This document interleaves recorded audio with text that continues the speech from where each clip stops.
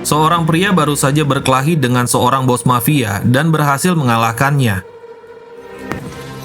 Dia terlihat kelelahan dan berusaha mengambil minuman yang tertindih di balik tubuh lawannya. Seketika suasana menjadi senyap, tapi tiba-tiba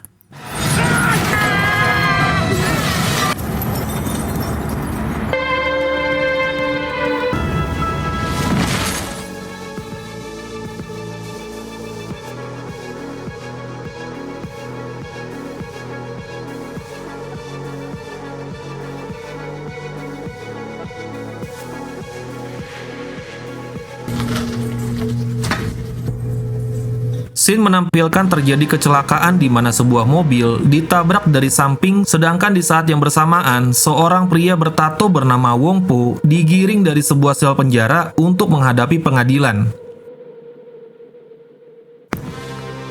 Terlihat banyak orang di dalam mobil itu dengan kondisi yang sangat parah, di mana seorang di antaranya masih sadarkan diri dan hanya bisa menahan rasa sakit. Scene beralih ke beberapa saat sebelum kecelakaan di mana ternyata mobil tersebut membawa sebuah keluarga dari seorang pria yang akan menjadi saksi kunci di persidangan Wong Po hari itu. Si saksi tersebut dan keluarganya diantar oleh beberapa orang polisi. Si polisi meyakinkan saksi tersebut untuk tidak khawatir karena keselamatannya akan dijamin. Tapi tiba-tiba ternyata itu bukan kecelakaan biasa, dan orang yang menabrak mereka keluar, dan jelas, dia tidak datang untuk menolong, tapi dengan sadisnya, dia langsung menghabisi si saksi saat itu juga, tepat disaksikan oleh si polisi yang tidak berdaya sama sekali. Di sisi lain, Wong Po yang tadi akan disidang seketika dinyatakan bebas karena kurangnya barang bukti, dan jelas, kalau yang menghabisi si saksi adalah orang suruhan Wong Po. Scene beralih ke rumah sakit di mana dinyatakan bahwa si saksi dan istrinya sudah tewas, sedangkan anak perempuan mereka masih hidup dan terlihat jelas. Ini membuat si polisi menjadi lemas dan sangat merasa bersalah.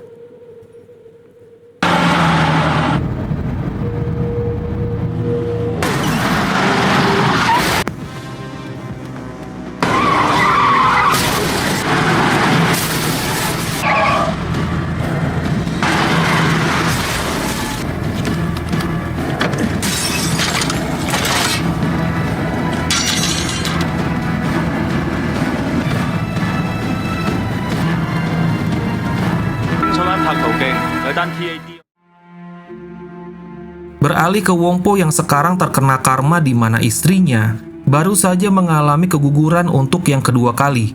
Ini tentu membuat Wong Po sedih dan berusaha menguatkan istrinya yang sudah putus asa. Suatu hari saat si detektif sedang mengonsultasikan luka di kepalanya, dia dihampiri oleh dokter yang menyatakan bahwa saat memeriksa kepalanya, tanpa sengaja mereka menemukan kanker ganas di otaknya, di mana dokter mengatakan bahwa kanker tersebut sudah parah dan harus segera dioperasi walau tingkat keberhasilannya sangat rendah dan biayanya juga mahal. Saat bermain, ironisnya si anak malah bertemu dengan Wong Po yang jelas-jelas sudah membunuh ayahnya. Mereka tidak saling kenal, dan si anak memberikan permen untuk menghibur Wong Po yang terlihat sedih. Di sini Wong Po menunjukkan kalau dia sangat baik terhadap anak kecil dan masih memiliki jiwa-jiwa penyayang. Disinilah si detektif segera datang dan bersumpah kepada Wong Po bahwa dia akan menemukan cara bagaimanapun untuk menangkap Wong Po.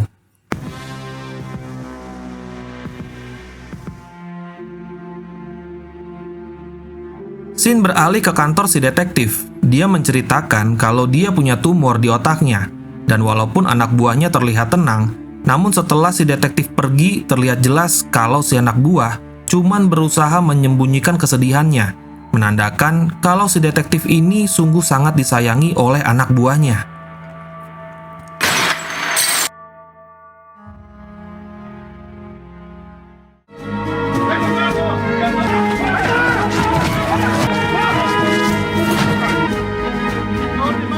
Si anak buah kemudian menceritakan permasalahan si detektif ke rekannya yang lain. Meskipun biaya operasinya sangat mahal, mereka sepakat untuk mencari cara agar si detektif bisa segera dioperasi.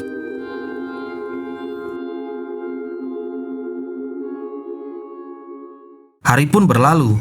Di kantornya, si detektif dan anak buahnya sedang berkumpul di mana dia memerintahkan seorang anak buahnya masuk ke dalam geng Wongpo untuk menjadi mata-mata. Si anak buah menolak dan sangat ketakutan karena sepengetahuannya, siapapun yang sudah masuk ke dalam geng Wongpo tidak akan pernah bisa keluar hidup-hidup. Disinilah kita tahu bahwa Wongpo adalah ketua geng atau mafia yang paling disegani dan satu-satunya yang menguasai semua kegiatan ilegal di daerah itu.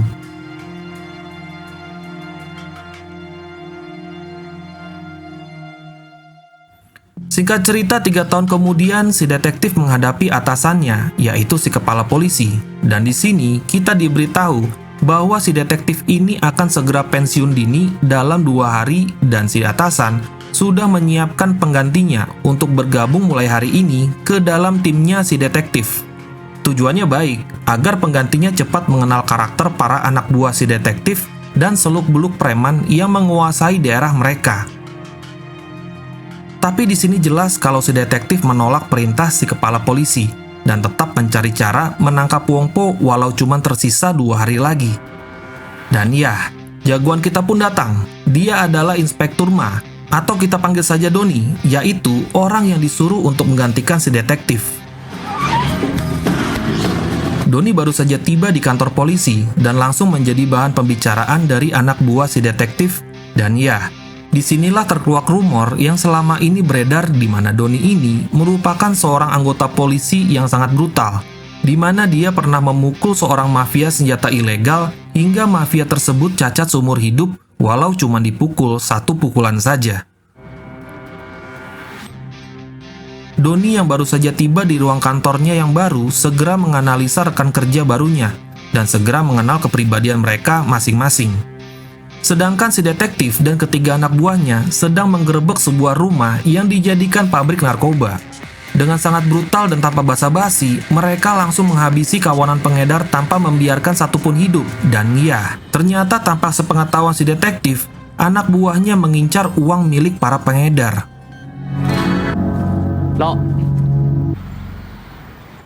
Si bos mafia yang baru mengetahui kabar kalau obat-obatan dan uangnya sudah diambil oleh polisi sangat murka. Dan disinilah dia mulai curiga karena bisnis mereka belakangan ini sering digerebek oleh polisi. Dan disinilah si bos mafia mulai yakin kalau ada mata-mata di antara mereka.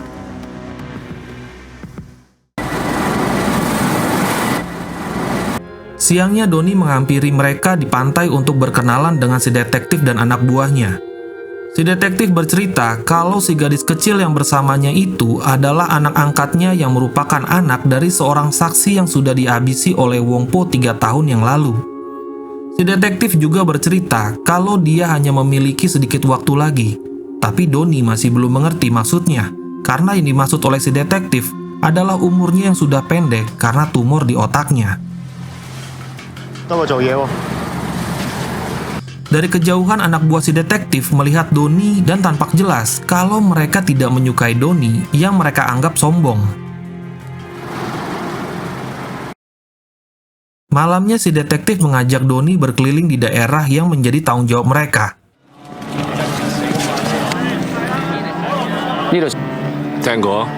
Di sisi lain seorang pria sedang dikeroyok oleh beberapa orang preman dan walaupun banyak orang di sekitar situ, terlihat kalau mereka hanya diam saja tanpa membantu satupun juga.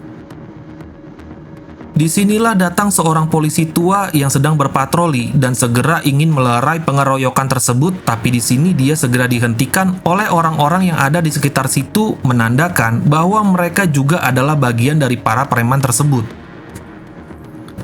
Sebuah botol dilempar ke arah si polisi, membuat si polisi terdiam dan muncullah si preman berbaju kuning tampak seperti jagoan, membuat si detektif dan Doni geram dan segera menjatuhkannya tanpa perlawanan. Si detektif yang sudah pengalaman langsung merogoh kantung si preman dan benar saja, dia langsung menemukan barang terlarang di kantongnya. Di sini si detektif yang tampaknya ingin memberi pelajaran kepada si preman menyuruhnya melepas sepatu dan kaos kakinya.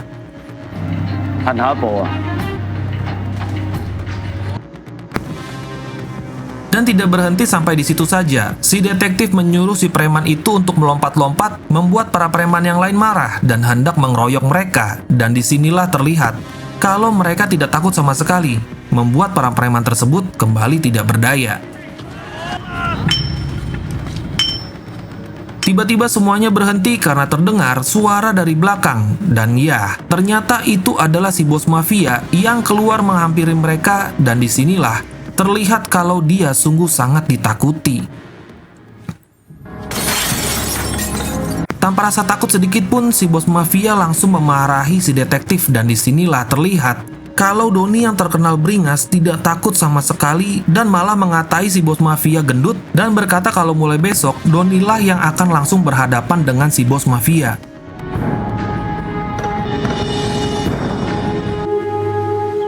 Keesokan paginya mereka semua datang ke TKP yang menjadi tempat terjadinya pembunuhan yang terletak di sebuah pertanian, di mana ternyata yang menjadi korban adalah mata-mata yang mereka suruh untuk memata-matai Wong Po.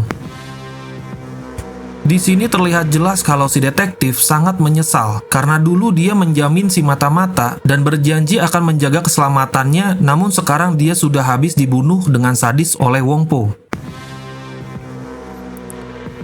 Si detektif yang murka segera mendatangi Wong Po dan tanpa banyak basa-basi, dia langsung menembak Wong Po yang segera tewas saat itu juga. Tapi ya, ternyata itu hanya ilusinya saja. Karena tentu saja, kalau Wong Po sudah mati, filmnya bakal langsung tamat dong ya. Terlihat kalau si detektif masih di kantornya bersama anak buahnya yang sudah sangat murka dan tidak bisa mengontrol emosinya lagi. Di sini Doni masih hanya terdiam. Dia masih mempelajari perilaku dari si detektif dan anak buahnya yang nampaknya sudah sangat dendam kepada Wong Po. Si anak buah yang sudah emosi tidak sengaja berpapasan dengan si pria yang mohon maaf, ber-IQ rendah, yang datang ke kantor polisi untuk melaporkan kalau ternyata dia tidak sengaja merekam peristiwa pembunuhan, dan ya, tidak salah lagi, ternyata yang dia rekam adalah pembunuhan terhadap si mata-mata. Si anak buah segera memberitahukan video tersebut ke si detektif dan anehnya, si detektif langsung memanggil anak buahnya yang lain dan melakukan pertemuan tertutup tanpa melibatkan Doni yang sebenarnya hari itu sudah resmi bertugas sebagai atasan mereka, dan jelas ini membuat Doni curiga. Mereka segera memutar rekaman tersebut dan terlihat kalau si bos mafia memukul si mata-mata dengan stick golfnya. Namun ternyata si mata-mata belum tewas, dan disinilah faktanya bahwa yang membunuh si mata-mata aslinya adalah anak buah si bos mafia yang langsung menembaknya saat itu juga. Yang awalnya dikira kalau barang bukti ini bisa langsung membuat si bos mafia dipenjara, ternyata itu tidak bisa karena faktanya yang membunuh si mata-mata bukanlah si bos mafia, melainkan anak buahnya. Dan itu membuat si bos mafia paling cuman hanya dikenai pasal penganiayaan.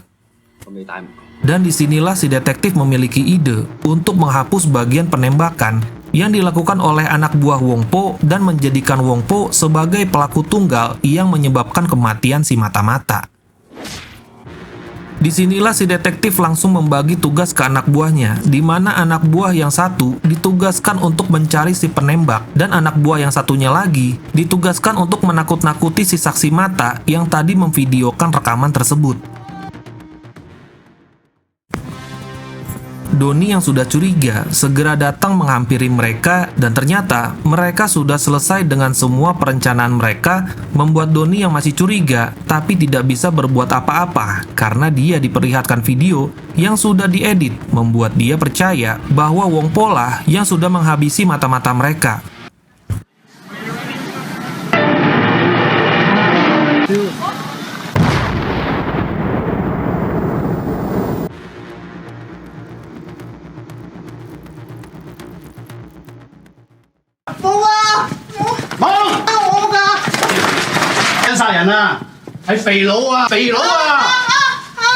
Terlihat kalau rencana mereka segera dilaksanakan, di mana si pria bodoh langsung ditakut-takuti sambil didoktrin kalau yang telah menghabisi si mata-mata adalah Wong Po.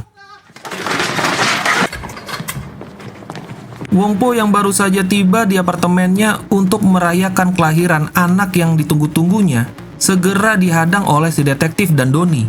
Mereka membawa surat penangkapan, tapi disinilah si Wong Po yang berbadan gempal tidak terima dan langsung menghajar mereka satu persatu, dan ini sungguh sangat menggempalkan sekali.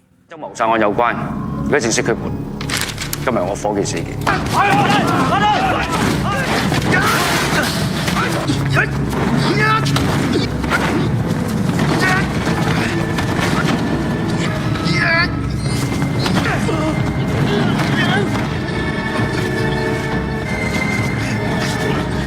Kembali ke si pria bodoh yang sudah ketakutan, akhirnya tidak bisa mengelak dan terpaksa berbohong kalau yang membunuh si mata-mata adalah Wong Po.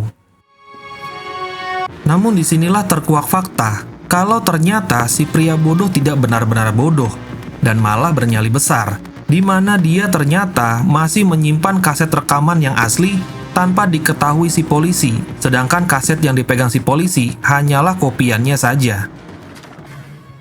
Kembali ke Wong Po yang sekarang sudah ditahan di kantor polisi.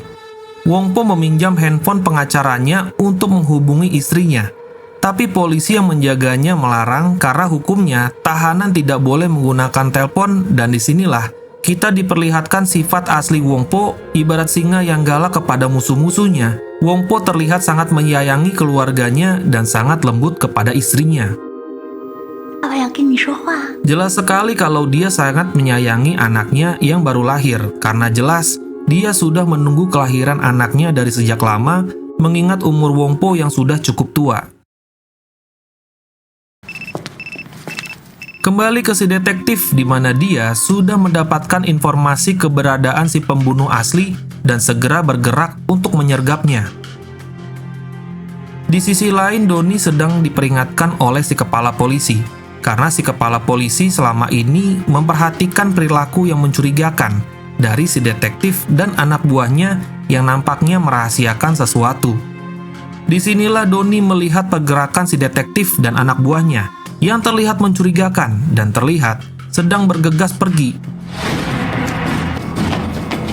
Dan disinilah si detektif sekarang bersama semua anak buahnya siap menyergap si pembunuh yang asli, dan tiba-tiba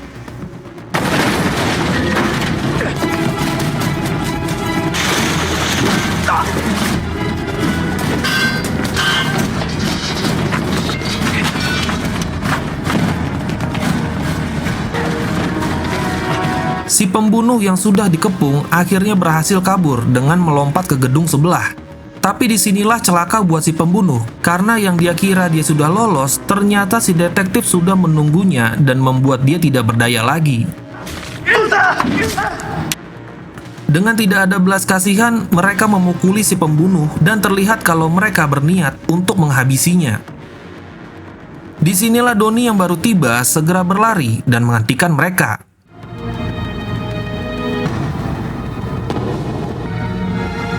Doni yang tidak berhasil menghentikan mereka menyadari kalau si detektif dan anak buahnya pada kenyataannya sama saja kejamnya dengan Wong Po.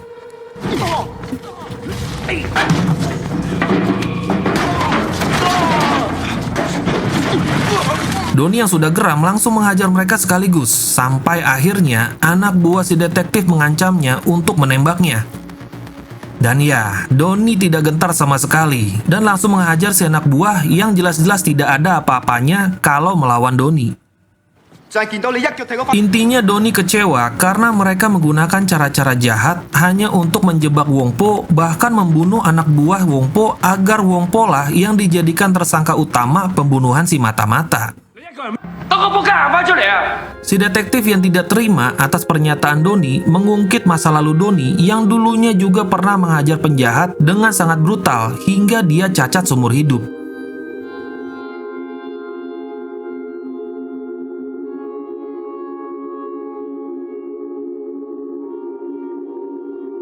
Doni kalah debat dan pergi menemui orang yang dulu dia pukul sampai cacat. Orang itu sekarang mengalami keterbelakangan mental dan tidak bisa bekerja apa-apa. Dulunya orang itu adalah penjual senjata api ilegal dan Doni yang muak dengannya menyergapnya dan menariknya dari mobil, dan dengan satu pukulan, Doni membuat pria tersebut sekarat, dan itu sungguh sangat membrutalkan sekali. Sekarang pria tersebut kehilangan memorinya dan menganggap kalau Doni adalah abangnya, dan sekarang Doni mengunjunginya tiap minggu dan membiayai hidupnya. Doni yang mengingat kejadian itu sangat menyesal atas kebrutalannya di masa lalu, dan itu yang membuat Doni sekarang lebih tenang dalam bertindak. Doni kembali ke markas dan langsung menghadapi preman-preman anak buah Wong Po yang cuman bisa diam waktu Doni mengancam untuk menangkap mereka. Disinilah terlihat kalau Doni sudah berpihak kepada si detektif dan anak buahnya. Beralih ke Wong Po di tahanannya. Ternyata Wong Po yang nyalinya selangit dengan bebasnya menggunakan teleponnya untuk mengkoordinir anak buahnya dari dalam penjara. Anak buah si detektif memaksa Wong Po untuk menyerahkan handphonenya, dan disinilah jiwa-jiwa brutal si Wong Po terlihat. Si detektif mengancam kalau Wong Po tidak akan pernah bisa dibebaskan. Tapi justru Wong Po malah mengancam mereka balik, mengatakan kalau malam ini si detektif dan anak buahnya tidak akan bisa keluar dari tempat ini dengan hidup-hidup, karena Wong Po sudah menyuruh seluruh anak buahnya untuk mengintai si detektif dan anak buahnya di luar.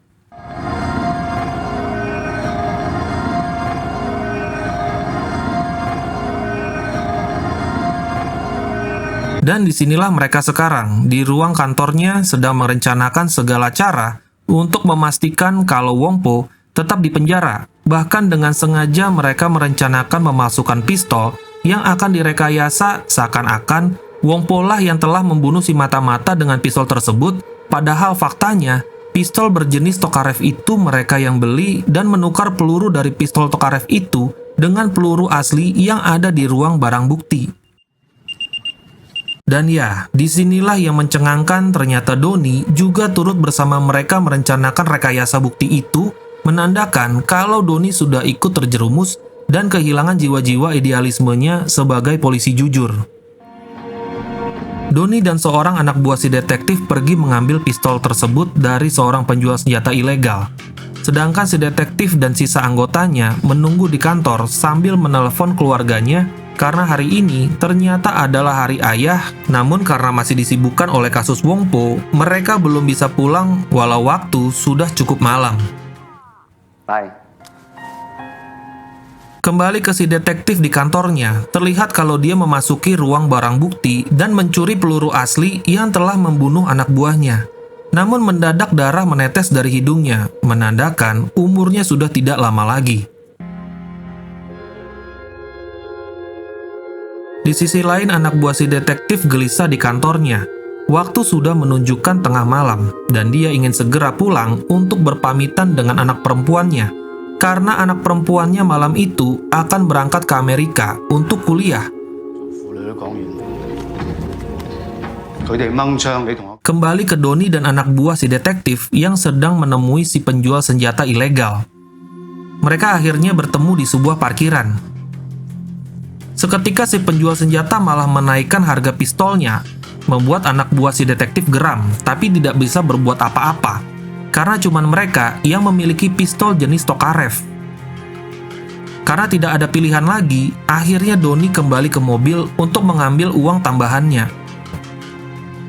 Di markas polisi, anak buah Wong Po datang dan membawa si anak bodoh yang sudah babak belur beserta video rekaman asli yang masih utuh sebagai bukti kalau bukan Wong Po yang telah menghabisi si mata-mata. Kepala polisi melihat video asli dan segera menyadari kalau si detektif sudah memasukkan barang bukti. Wong Po akhirnya dibebaskan dan malah si detektif yang sekarang harus kabur dari kejaran si kepala polisi karena telah memalsukan barang bukti. Si kepala detektif dikejar oleh kepala polisi, namun untungnya dia berhasil lolos dengan bantuan polisi yang sudah ditolongnya kemarin.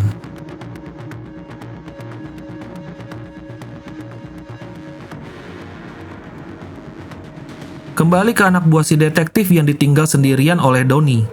Terlihat seseorang membawa koper mendatangi si preman, tampak seperti membawa pistol yang mereka cari.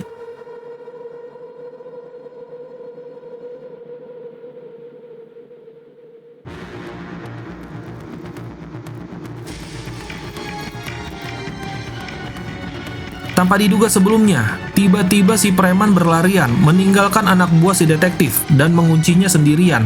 Ternyata semuanya itu adalah jebakan.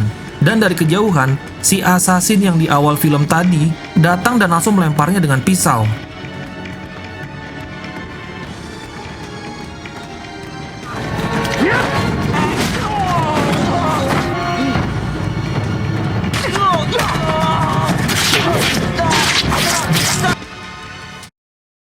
Tanpa basa-basi, si assassin langsung memfataliti anak buah si detektif. Tapi tiba-tiba, ya, Donnie berhasil menggagalkannya. Walau jelas, kalau kondisi anak buah si detektif juga sudah terluka parah. Si assassin sengaja pergi ke sisi bangunan yang gelap dan ditambah posisinya si anak buah juga disandra, membuat Donnie tidak bisa menembak. Si anak buah yang sudah pasrah mengisyaratkan agar Donnie menembak saja, tapi apa yang terjadi? Ya, tanpa bisa berbuat apa-apa, Donnie harus menyaksikan anak buah si detektif tewas difataliti oleh si assassin yang jelas adalah pembunuh berdarah dingin.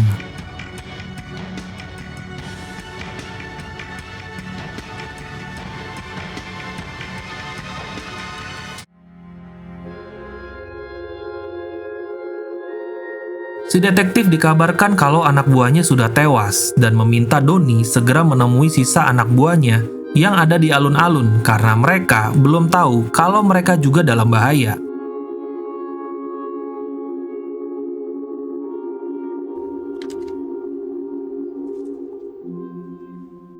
Si detektif yang ternyata masih bersembunyi di kantor polisi berhasil keluar dengan bantuan si polisi yang baik dan segera menyusul Donnie. Kembali ke anak buah si detektif di alun-alun. Si gondrong baru selesai bertemu dengan anak perempuannya untuk merayakan hari ayah. Sedangkan yang satunya baru selesai menelepon ayahnya yang sudah lama tidak ditemuinya. Semua terasa aman-aman saja sampai tiba-tiba, ya, tanpa basa-basi si assassin menyerang anak buah si detektif satu persatu yang tidak menyadari kedatangannya sama sekali. Dan mereka pun tewas tanpa ada perlawanan sedikit pun, dan itu sungguh sangat brutal sekali. Donnie yang terus-terusan datang terlambat kembali cuma bisa menemukan anak buah si detektif yang sudah tewas. Disinilah si anak buah mengungkapkan fakta kalau saat penggerebekan narkoba kemarin, mereka sudah mencuri uang milik Wong Po sehingga dia marah. Dan semua itu tanpa sepengetahuan si detektif. Jadi anak buah si detektif niatnya baik, yaitu mau membantu biaya operasi dan uang untuk membesarkan anak angkat si detektif. Cuma caranya dengan mencuri uang Wong Po, dan akibatnya Wong Po langsung menghabisi si mata-mata dan ujungnya mereka semua juga harus tewas karena ulah mereka sendiri. Singkat cerita, Donnie menemui si detektif dan menceritakan fakta tentang uang yang anak buahnya curi dari Wong Po. Menyadari kalau tidak ada cara untuk menghentikan Wong Po, mereka sepakat untuk mengakhiri masalah ini dengan mengembalikan uang itu ke Wong Po. Donnie pun kembali ke kantornya, di mana mobil tempat uang itu tersimpan berada. Si kepala detektif yang tidak mau terseret kasus ini mencoba menghentikan Donnie untuk membantu si detektif. Tapi Donnie tidak peduli dan pergi dengan meninggalkan pistol dan lencana polisinya. Entah apa rencana yang sudah dipersiapkan oleh si detektif dan Donnie sebelumnya. Si detektif mendatangi markas Wong Po dengan tas berisikan uang milik Wong Po.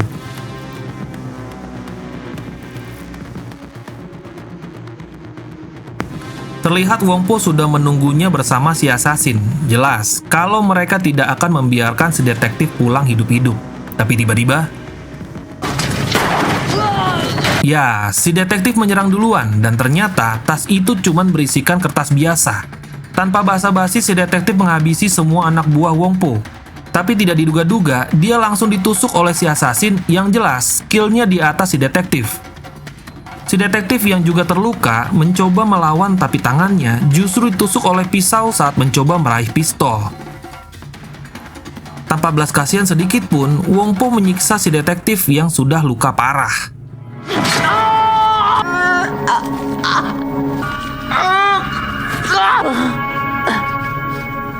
Untungnya Donnie segera menelpon Wong Po, membuat si detektif selamat untuk sementara waktu. Menyadari nyawa si detektif juga sudah di ujung tanduk, Donnie menawarkan kesepakatan di mana dia akan menyerahkan uangnya, tapi dengan syarat si detektif harus dibiarkan hidup.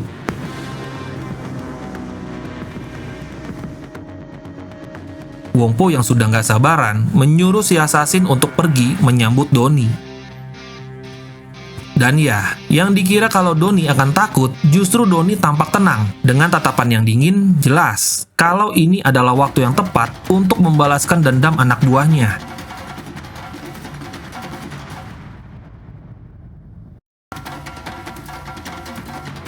Donnie terkena sabetan, tapi segera melakukan serangan balik dan berhasil memukul si assassin hingga membuatnya kesakitan.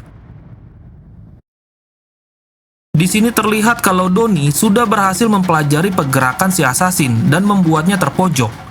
Si assassin yang sudah terpojok mengeluarkan trik pisaunya dan menyerang balik, tapi sebuah pukulan dari Donnie mengenai wajahnya dan si assassin tidak bisa mengelak lagi.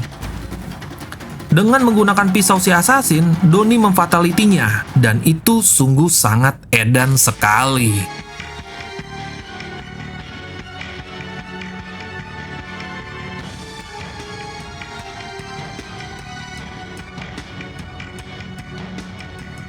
Kembali ke si detektif yang sudah tergantung tidak berdaya. Tanpa gentar, Donnie mendatangi Wong Po.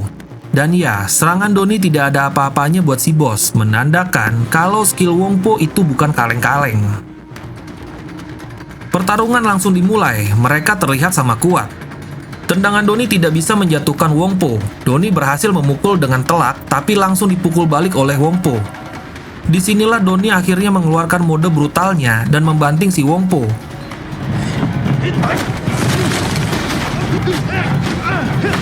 Donnie mengeluarkan combo tendangannya sampai si Wong Po terpental. Tapi Wong Po yang overpower masih kuat dan membanting Donnie. Untungnya Donnie berhasil lepas dari bantingan Wong Po, walau tetap saja dia kalah stamina.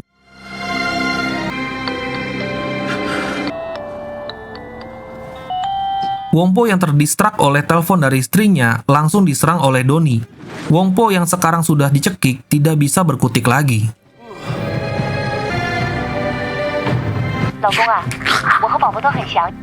Tapi di luar dugaan, naluri kemanusiaan Donnie membuat dia melonggarkan kunciannya agar Wong Po sempat menjawab telepon istrinya. Wong Po menyuruh istrinya agar jangan masuk karena dia sedang sibuk dan dialah yang akan mendatangi istrinya di luar nanti. Istri Wong Po yang tidak tahu apa-apa setuju dan hanya menunggu di dalam mobil di depan gedung bersama bayinya. Donnie kembali mencekik Wong Po, tapi Wong Po berhasil lolos. Wong Po yang tampaknya jadi kurang fokus karena telepon dari istrinya barusan berhasil dikunci dan dengan satu gerakan Donnie mematahkan jari-jarinya. Disinilah Donnie merasa sudah unggul dan mengeluarkan combo terakhirnya dan memfatality Wong Po yang nggak bisa bangun-bangun lagi dan itu sungguh sangat berat sekali.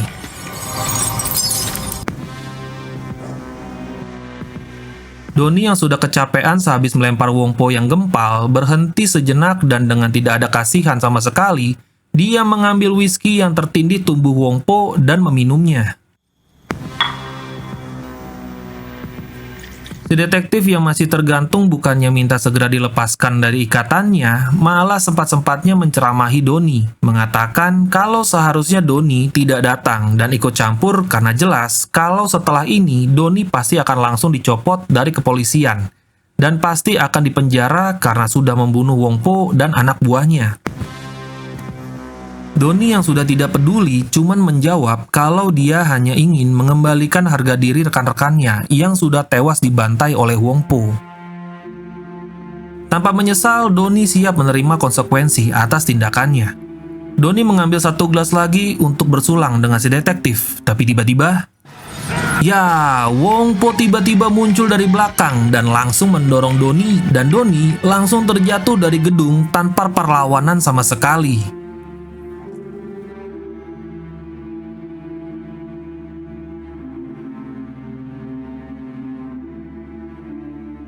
Kematian Doni di atap mobil seakan sebuah balasan atas perbuatan Doni di masa lalu saat dia dengan berlebihan memfataliti seorang penjahat di awal tadi hingga orang tersebut cacat seumur hidup. Doni tewas saat itu juga, sedangkan Wong Po menatapnya dari atas untuk memastikan kalau Doni sudah tewas.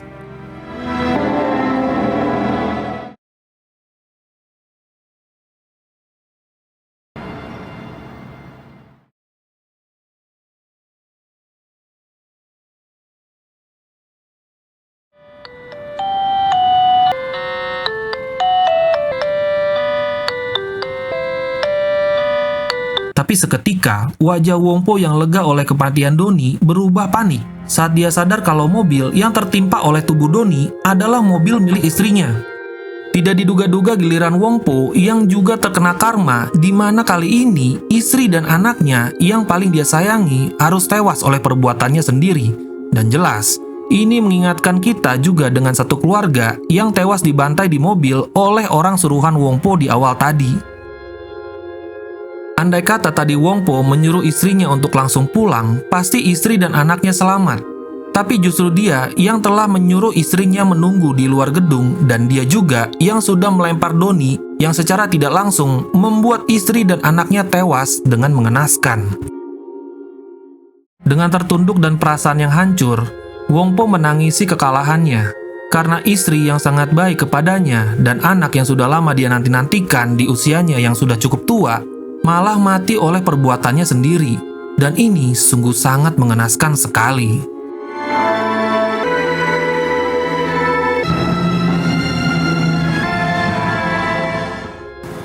Singkat cerita, yang tersisa hanyalah si detektif dan anak angkatnya. Jelas kalau si detektif berhasil mengambil uang Wong Po dan memastikan uang tersebut bisa menjamin masa depan anak angkatnya. Seketika si detektif kesakitan, dan jelas kalau kankernya sudah merenggut nyawanya. Misinya sudah selesai, dan cerita pun tamat. 我班科技幾好㗎，多嘢講冇用嘅。佢爹哋同媽咪不過冇時間。